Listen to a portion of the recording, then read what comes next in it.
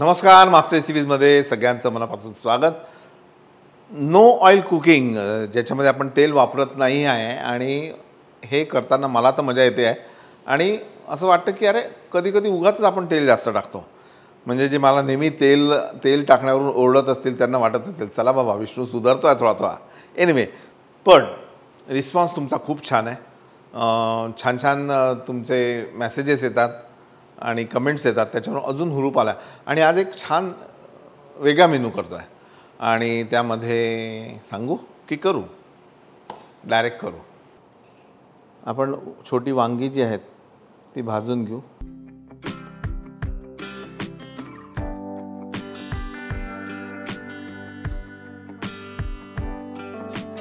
आपण नेहमी मोठी वांगी भाजतो, पण ही छोटी वांगी का भाजली याचं उत्तर तुम्हाला लवकरच मिळेल.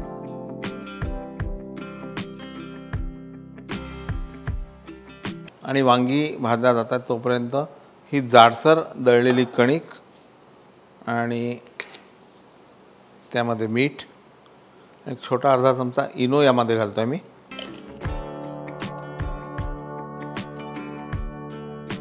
ह्याला एकत्र करून घ्यायचं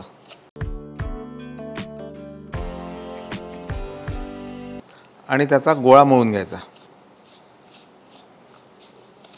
खूप घट्टही नाही आणि खूप सैलसरही नाही.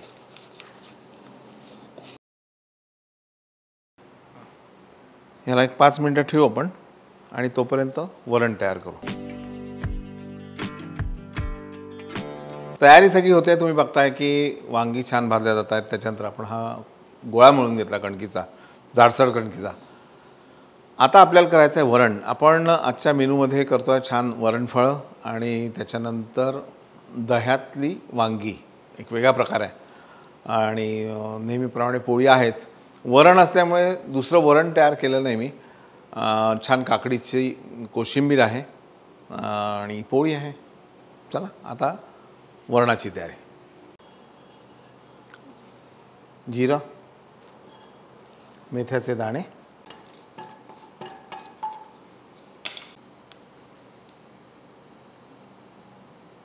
हे बिना तेलानेच असं छान फुटलं की यामध्ये आपण घालूयात कांदा. कांदा छान परतून घ्यायचा.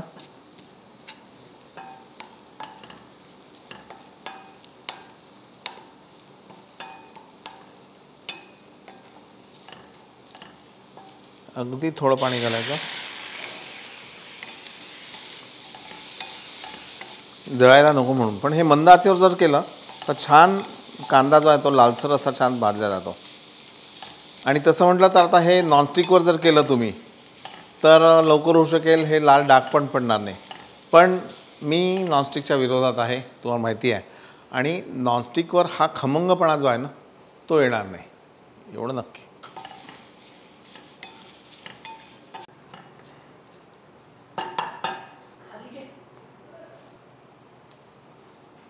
त्यानंतर गरम मसाला, चिंचेचा कोळ, यामध्ये छान सगळं भाजून घ्यायचं.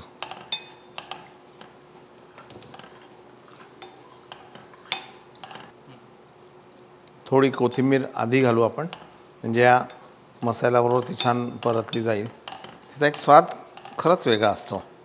आणि नंतर यामध्ये पाणी,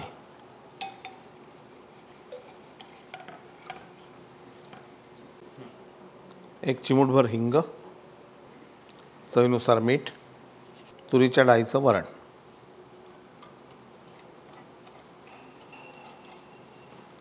आता ज्यावेळी आपण वरणातले मुटकुळे वगैरे हा प्रकार करतो तर त्यावेळी आपलं वरण किंवा आमटी ती थोडी पातळ असावी. आणि याच्यामध्ये मुटकुळे जेव्हा उकळल्या जातात तर ते घट्ट जर वरण असेल तर मुटकुळे व्यवस्थित होणार नाही. थोडासा गूळ आणि ही जी मागाशी आपण कणिक भिजवून ठेवली त्याचे मुटकुळे असे करून ते घालायचे शिजत. म्हणजे आजची थाळी बघा काय की यामध्ये पोळ्या केल्या नाही. मुटकुळे म्हणजे पोळ्या आल्या, वरण आलं ते भाताबरोबर होईल.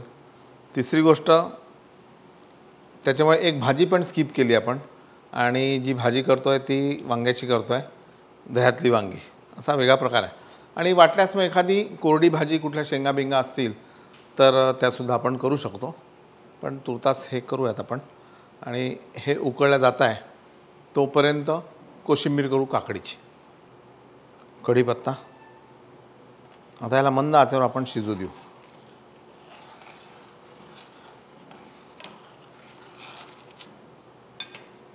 आणि हे जसे मुटकुळे वर तरंगायला लागतील तर समजायचं की बाबा हे शिजण्याच्या मार्गात आहे.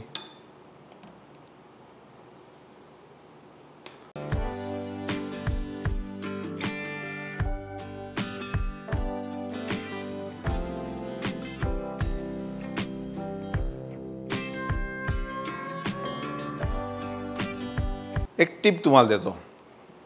तर आता टिप म्हणजे अशी की काकडी कशी चिरतो त्यावरून जो पदार्थ आपण तयार करतो त्या चिरण्यावरून अवलंबून असतो. तो काकडी चोचवणे हा एक प्रकार असतो. तर एक काकडी आपण अशी कापतो, अशी चिरतो या पद्धतीने. आणि चोचवणे, तर चोचवणे म्हणजे काय, ही जी काकडी असते ही, आणि हे दुसरं असं.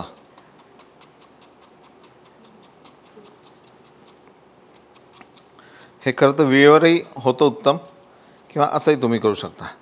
आणि हे असं झालं की मग अशा पद्धतीने काकडी बारीक चिरू शकता. जास्तीचं पाणी जर असेल तर पिळून घ्यायचं, म्हणजे कोशिंबीरला पाणी सुटत नाही. पण या पद्धतीने जेव्हा कोशिंबीर आपण करतो ना, याच्यामध्ये दाण्याचं कूट असतं तर ते पाणी शोषून घेतं.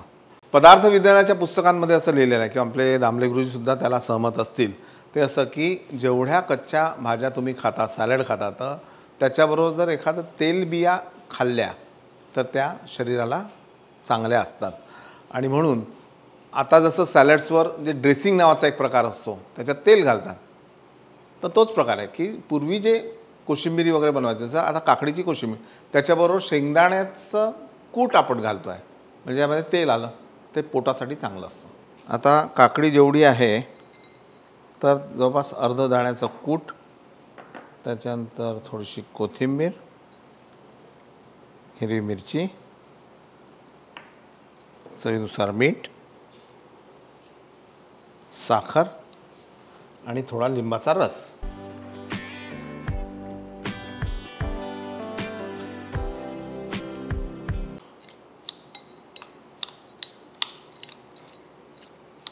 ज्यावेळी आपण एखादा मेनू डिझाईन करतो तर त्यावेळी लक्षात घ्यायचं की आजचा जो मेनू आहे त्यामध्ये आपण दह्यातले वांगे तयार करतो आहे. मग तुम्हाला असं मनात आलं असेल की कोशिंबीर करतोच आहे, मग त्यामध्ये दही का नाही? तर ऑलरेडी दह्यातले वांगे करतात तिथे दही आहे, मग पुन्हा याच्यात दही नको. समजलं चेतन? हां, आपले वरणातले मुटकुळे तयार झाले. येस. आता दह्यातलं वांगं. पॅनमध्ये दही आणि 1 चमचा चण्याच्या डाळीचं पीठ, बारीक चिरलेला लसूण, हे सगळं पहिलं एकत्र घोटून घ्यायचं. हिरवी मिरची,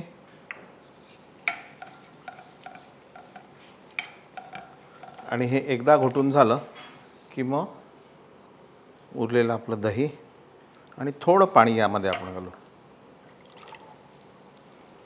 आता गॅस सुरू करायचा.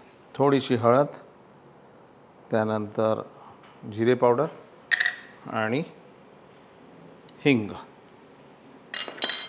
आणि हे भाजलेले वांगे जे आहेत आपण सोलून घेतले, ही वांगी अशी घालायची आहेत.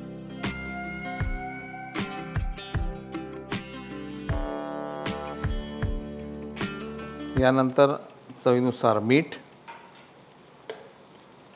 थोडी आल्याची पेस्ट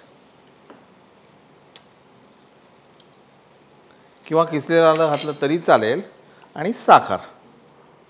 दॅट्स इट.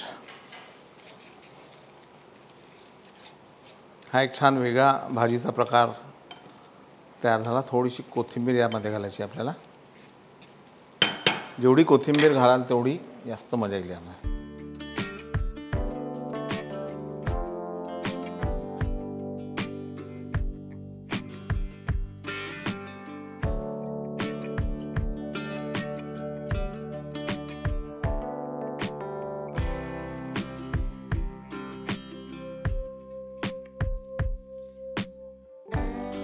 आणि याबरोबर एक छोटी गंमत आपण करू की अशा टोमॅटोच्या स्लाइस चिरून घ्यायच्या.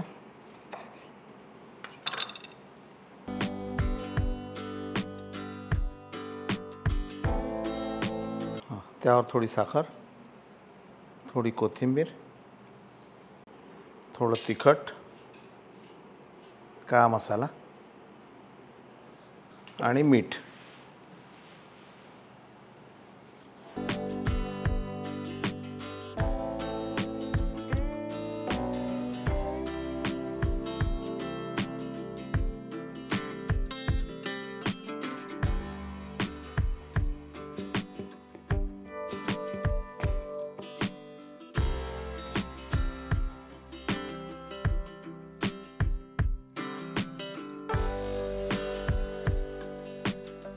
तर बिना तेलाच्या जेवणाचा आजचा हा पुन्हा नवीन दिवस कसा वाटला नक्की सांगा, करा आणि केल्यानंतर मला कळवायला विसरू नका. पाहत राहा मास्टर रेसिपीज. नमस्कार.